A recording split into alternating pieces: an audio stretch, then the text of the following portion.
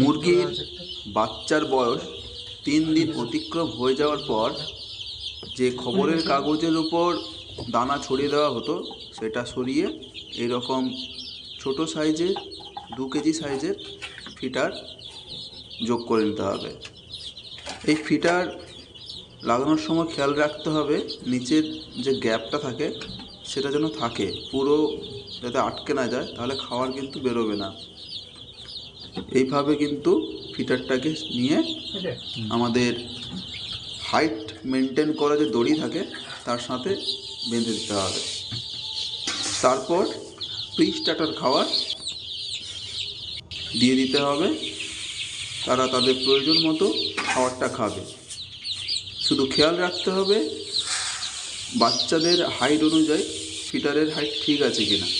যদি উচ্চতা বেশি থাকে তাহলে বাচ্চার গলাতে আঘাত লাগতে পারে, তাদের খাদ্য গ্রহণ করা একটু কষ্টকর হয়ে যেতে পারে।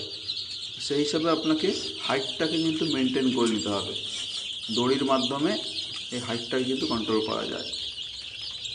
টেম্পারেচার কিন্তু একইভাবেই মেনটেন করে যেতে হবে। 7 থেকে 8 দিন টোটাল।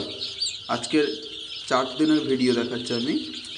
মুরগির বয়স আজকে 4 দিন অতিক্রম করছে এই মুহূর্তে।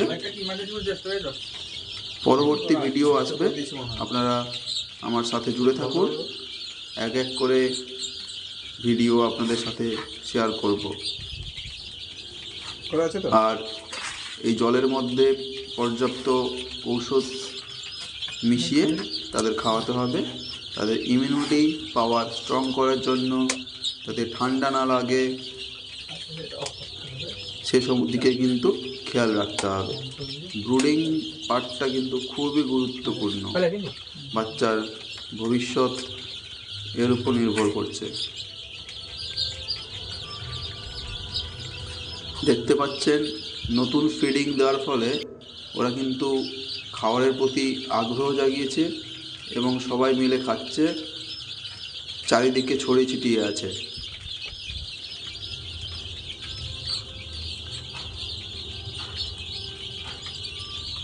এরকম ভিডিও পেতে আমার চ্যানেলটিকে সাবস্ক্রাইব করে আমার সাথে থাকবেন।